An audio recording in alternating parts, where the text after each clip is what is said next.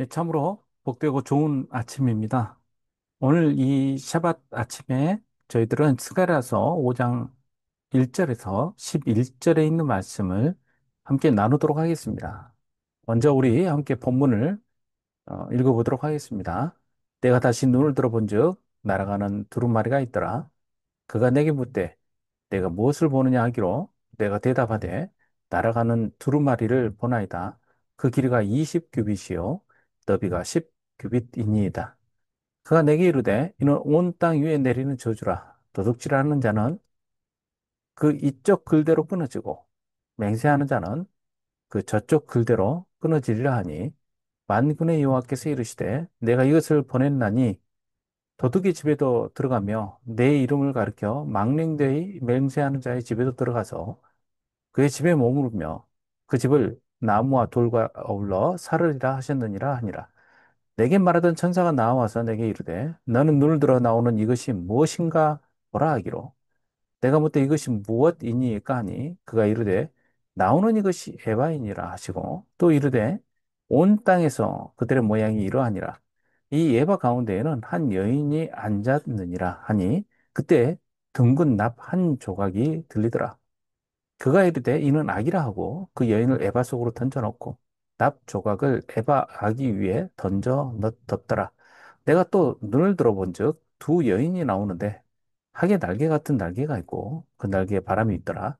그들이 그 에바를 천지 사이에 들었기로 내가 내게 말하는 천사에게 묻되 그들이 에바를 어디로 옮겨 가나이까 하니 그가 내게 이르되 그들이 신할 땅으로 가서 그것을 위하여 집을 지으려 함이니라. 준공되면 그것이 제 처소에 머물게 되리라 하더라. 아멘. 자, 오늘 본문 스가라서 역시 이 선지서답게 상당히 내용이 어렵습니다. 읽으면서 이게 무엇을 뜻하는 것인지, 이 상징은 무엇인지, 이제 이렇다 보니까 자칫 잘못하면, 해석을 과하게 또 내지는 너무 알게고리적으로 해석을 한달지 또 내지는 그 상징을 또 푼다고 하면서 뭐 대조를 어, 자칫 또 무리하게 한달지 이런 일들이 일어날 수가 있죠. 그래서 성경은 성경으로 항상 풀고 이 말씀의 뜻은 다른 본문에서 지시하는 그 내용들을 잘 살펴봐야 됩니다. 그렇지 않으면 엉뚱한 이야기들이 나오고 또 그런 것에 또 두려움에 사로잡히게 될 수도 있죠.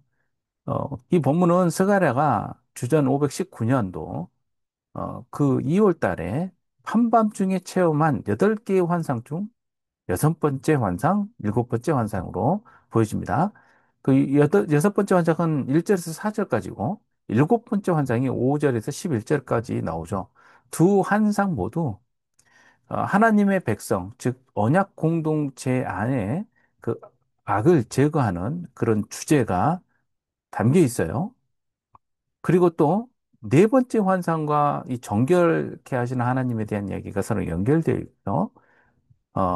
그리고 여섯 번째와 일곱 번째 오늘 보게 되는 이 본문의 환상 내용이 하나님의 정결한 과정을 통해서 그 언약 백성의 땅이 어, 이제 준비가 되는 그런 내용들을 담고 있습니다.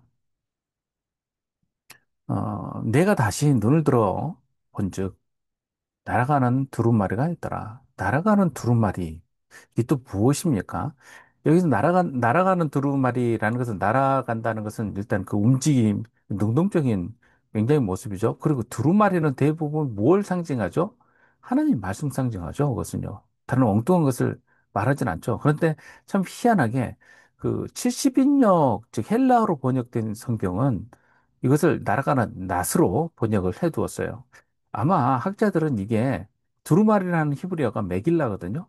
이 메길라라는 단어의 그 음역이 이 마갈이라는 그 가운데 그 모음이 없기 때문에 이걸 읽을 때 이 자음으로만 읽다가 혼동할 수가 있어요. 이 마갈이라고 해도 읽어질 수가 있겠죠. 히브리 맴, 김멜, 라메드, 해 이렇게 돼 있으니까요. 마갈 만약에 그러면 이 마갈 하면은 그 낫을 뜻하는 또 단어거든요. 그래서 아마 이것으로 혼동한 것 아니냐. 그래서 심판. 또, 또, 이런 내용과 연관되어서 이렇게 이해한 것 아닌가? 아니, 그렇지만 이건 아마 잘못 그 번역된 걸로 보여집니다. 뭐, 이제 그렇다고 해서 본문의 내용 자체가 다 오염이 되거나, 또 그러지는 않습니다. 그가 내게 묻되 내가 무엇을 보느냐 하기로 내가 대답하되 날아가는 두루마리를 보나이다.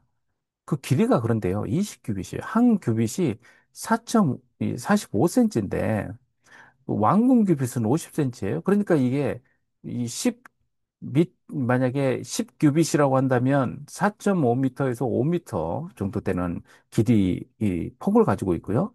길이가 약 20규빗이니까 두 배가 되는, 이제 9에서 10m 정도가 되는 그런 그 길이를 가지고 있습니다. 그러니까 적은 게 아니죠. 이게 두루마리예요. 두루마리 예전에는, 이제 옛날에는 하나님의 말씀을 두루마리에 적었죠. 이 두루마리가 파피루스라고 불리우는 그 이집트산 그 종이와 같은 재질의 거기에 적혀 있을 수도 있고, 또, 또 많이 쓰이지는, 즉, 하나님의 말씀을, 성경을, 즉, 토라를 기록할 때는 비싼 양피지에 많이 기록을 해두었어요. 이 양피지일 수도 있겠습니다. 예, 사회에서 발견된 건 양피지가 많죠. 이 양피지 같은 경우, 이제 크기를 보자면 만약에 5m, 10m 정도라면 굉장히 큰 거죠. 그것이, 그 두루마리가 이게 날아다니면서 공중에 보인다? 그러면은 이거 못 볼 사람이 어디 있어요? 이제. 그리고 그 안에 글이 적혀 있어요. 이것은 뭐냐면 하나님의 말씀이 아주 적극적으로, 능동적으로 사람들에게 보여주고 있는 내용입니다. 그리고 그 내용이 온 땅 위에 내리는 저주라고 이야기를 합니다. 이는 온 땅에 내리는 저주다. 도둑질하는 자는 이쪽 글대로 끊어지고 맹세하는 자는 저쪽 글대로 끊어질 것이다.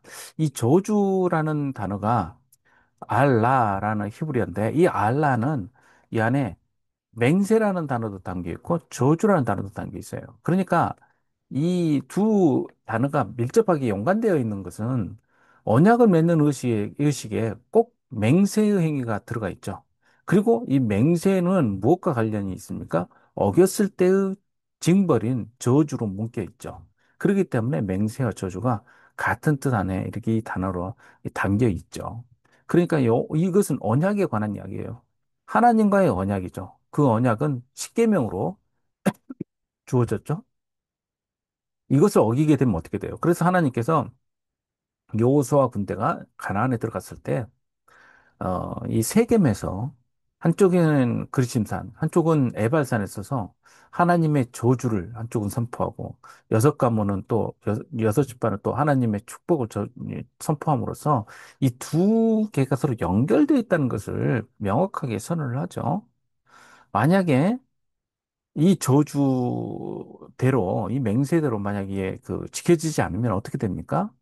끊어진다 했죠. 그래서 끊어진다는 이것도 상당히 해석할 때 좀, 많은 해석들을 가져오게 됩니다.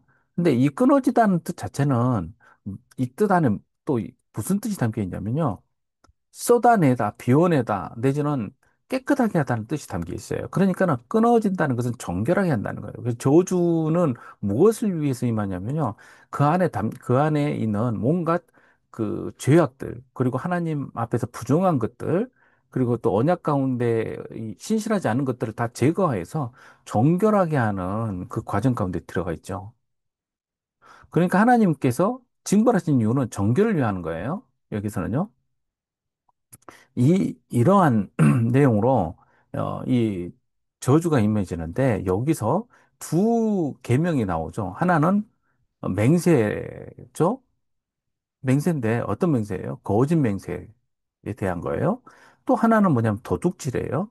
거짓 맹세는 세 번째 계명에 나와 있고, 도둑질을 금하는 것은 여덟 번째 계명에 나와 있죠. 그러니까는 도둑질은, 도둑질한 사람들은 법정에 끌려가서 자기에 대한 증언을 하도록 되어 있는데 이 증언할 때 벌을 받지 않기 위해서 옛날 고대 세계는 거짓말할 때가 있어요. 그러면 거짓말을 못하게 하기 위해서 어떻게 하냐면 신의 이름으로 자신이 믿는 신의 이름으로 자기의 결백을 증언하도록 하는 것이죠. 그런데 당장 뭐 신을 믿지도 않고 또 그걸 거짓으로 이용하기 위해서 거짓말을 하는 경우들이 참 많았겠죠. 그러면 이제 어떻게 됩니까? 하나님의 이름이 망령되게 일컬어지게 된 것이죠. 그러니까는 이 거짓 맹세와 도둑질은 서로 잘 연관이 되어 있습니다. 또 하나는 거짓 맹세는 하나님과의 관계 가운데서 중요한 내용이죠.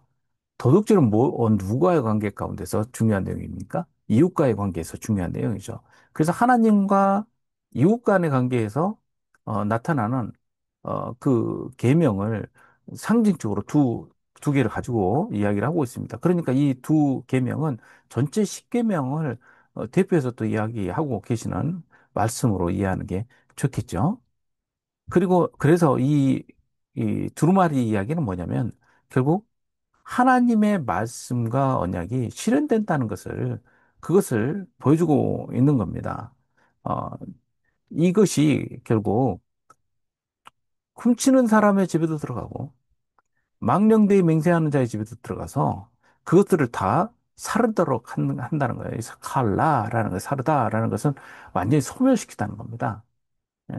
하나님께서 그 부정들을 다 제어해 버리신다는 것이죠. 내가 보되 내가 말하던 천사가 나와서 내게 이르되 너를 두러 나오는 이것이 무엇인가 보라 하니 이것이 무엇입니까? 에바라고 나와요. 또 이르되 온 땅에서 그들의 모양이 이러하니라 했는데 여기서 에바는 뭘 말하냐면 그 히브리 그 단위인데 부피를 재는 단위가 에바예요. 그래서 일반적으로 이 에바는 약 40리터 크기의 용기입니다. 그러니 이것은 보통 마른 곡식을 담기 때문에 뭐 갈대로 만든달지 이렇게 만드는데 여기 이 에바의 이 그릇이 왜 악한 그, 그 뒤에 나오는 한 여인이 이 에바 가운데 앉아 있는데 둥근 납 조각이 들려 있어요. 이건 이제 순서가 한글 번역에서는 좀 그 앞뒤가 이렇게 바뀌어 있는데 납은 심판의 무거워와 확정성을 상징하고 있는 거거든요. 그 납으로 딱 눌려 있는 것이죠. 그런데 이 에바는 그 단위를 설명하고 있는 것이고 그 안에 여인이 앉아 있어요. 이 단위는 어, 아마도 이제 학자들은 이 단위라는 것이 당시 악한 사람들, 거짓말하는 사람들이 쓰는 잘못된 단위를 상징하는 것 아니냐, 뭐 이렇게 설명을 하기도 합니다. 그런데 그 여인이 담겨 있기는 크기는 너무 작아. 사실 40리터 크기 들어가는데 어떻게 사람이 들어갈 수가 있겠어요? 이것도 상징이죠, 하나의. 이제 뭐 하긴 그 알라딘의 요술 램프 같은 경우는 뭐 작아도 들어가죠. 거기 지니도 들어가고 그러긴 하죠. 그렇지만 여기서 나오는 건 이제 상징이죠. 이런 부피 단위가 그래서 번역을 에바를 그 세 번역에서는 뒤주라고 번역을 해놨더라고요. 이것도 재미있어요. 뒤주하면 또 우리 역사 사극 같은 거 생각나죠. 뭐 사도세자도 생각나고. 그러죠? 이 안에 사람이 여인이 앉아 있는데 이 여인 위에 납이 던져져 눌려져 있는 거예요. 그러니까 이 여인은 어떤 거냐? 악이에요. 악. 예, 리시아라는 게 여성 명사로 되어 있는데 이것은 모든 악을 한마디로 뜻할 때 이 레시아 또 예, 이 리시아 이렇게 말을 합니다. 이 악인이라는 뜻, 라샤라는 뜻의 여성형이죠. 여기에 납덩어리로 딱 눌러져 있어요. 이것이 자칫하면 좀 주술적으로도 보이는데 그것은 이제 당시 아마 문화 관습상 사람들이 봤을 때 딱 이해되는 장면이었을 겁니다. 그 납으로 눌러져 있는데 이것은 그 천사가 이 일을 행하고 있는 거예요. 눈을 들어본 지 두 연이 나오는데 하계 날개를 같은 날개를 담고 있었어요. 그러니까는 보통 천사의 이미지는 항상 남성형으로 나오는데 여기서는 특이하게 여성들이 나옵니다. 그리고 하계 날개로 나와요. 여기서는 독수리 날개가 아니고 학은 여기서 하시다라는 히브리어는 보통 이 주중에 적이는 철새 이 종류인데 이 황새 같은 새를 말해요. 이 새가 그 심연기에 보면은 부정한 동물로 분류가 돼 있는데 여기서는 그러한 의미로 꼭 쓰여지는 것 같지는 않아요. 여기서는요. 어, 아마도 이 학을 뜻하는 하시다라는 히브리어 단어가 신실하다는 히브리어 하시드와의 언어 유희 그 관계가 있는 것 아니냐 학자들은 또 이렇게 봅니다. 제가 너무 많은 설명을 하려고 하고 있죠. 이 선지서 이야기가 쉽지는 않아서 제가 이 이야기 드리는데 더 이야기하면 더 헷갈리실 수가 있으니까 요 정도로 하겠습니다. 이 여호수아의 더러운 옷을 마치 제거했던 것처럼 악을 제거하는 것은 언약을 지키시는 하나님의 입장에서 은혜 행위죠. 바로 이러한 은혜를 베푸시기 위해서 지금 결국 에바에 들어있는 여인, 이 여인을 옮기는 거예요. 그 즉 악이에요, 악. 이 악을 어디로 옮깁니까 했더니 시날 땅으로 가서 그것을 위하여 집을 지으려 함이라. 준공되면 그것이 제 처소에 머물게 되리라 하더라. 여기서 이제 한글 번역으로는 이렇게 되어 있는데, 여기서 그 처소라는 그 히브리어 단어 메코나라는 것은 기초 기둥을 이야기하는데 그 위에다가 올려둔다는 거예요. 그렇게 하면서 격리시키는 거죠. 뭘요? 뭐 어디다 격리시킵니까? 신할 땅에. 신할 땅은 창세기에 보면 사람들이 모여서 하나님을 대적하기 위해서 모였던 장소가 바로 그 신할 땅 아닙니까? 또 바벨론은 악을 상징할 때 많이 등장하는 그 지역 명칭이죠. 바벨론요. 그래서 이 바벨, 이 지역, 그 바벨론에 있는 신할 땅, 그곳에 가서 그곳에다가 옮겨 놓는 것인데 이것은 멀리 이제 그 악을 제거하여 격리시키는 것이 바로 이 장면에 나오는 것입니다. 하나님께서는 이제 새롭게 시작할 때 새로운 예루살렘 성전에서 스룹바벨에 의해서 재건돼 그 성전에서 이제 새롭게 시작하는 이 유다 백성들에게 중요한 것이 무엇인가를 설명하고 계시죠. 하나님 간에 자신들이 어떠한 존재인가를 깨닫게 하시고, 즉, 언약 백성이죠. 그리고 하나님의 언약이 어떻게 지켜져야 될 것인지, 그리고 이제까지는 그런 언약이 신실하지 못했어도 누구도 처벌받지 않는 세상을 살고 있었어요. 그러니까 정의가 실현되지 않는 세상이죠. 그런 세상에 살면 얼마나 답답합니까? 뭐, 요즘도 그렇죠. 그런 잘못이 있는데도 불구하고 잘못한 사람들 떵떵거리면서 처벌받지 못하고 있는 것들을 보면 속이 타지 않습니까? 하나님께서 이 모든 것들을 다 제하시겠다. 그리고 또 이거 심판하시고 또 정결케 하시겠다는 것이 바로 이 내용 안에 담겨 있는 것입니다. 그러니까 우리의 소망은 무엇입니까? 하나님께서 이루시는 정의예요. 그런 정의로 인해서 우리 또한 우리가 누구인지 또 우리의 소망은 어디에 있는지를 깨달아 알게 되는 것입니다. 그래서 새로운 땅에서 새롭게 시작하는 그 언약 백성들의 그 이제 삶이 어디에 초점이 되어야 될 것인지 맞춰져야 될 것인지를 이야기하고 있는 것이 바로 이 오늘 본문이라 할 수 있겠습니다. 하나님의 그 정의, 공의의 실현을 믿고 의지하면서 우리 또한 그 공의를 사모하는 저와 여러분 되시기를 주님의 이름으로 축복합니다. 함께 기도하겠습니다. 아버지 하나님, 이 세상에서의 정의의 실현은 참으로 더딥니다. 우리들은 마음은 타들어갑니다. 하지만 하나님께서는 지체하지 않으시고 하나님의 공의를 실현하시겠다고 말씀해 주셨습니다.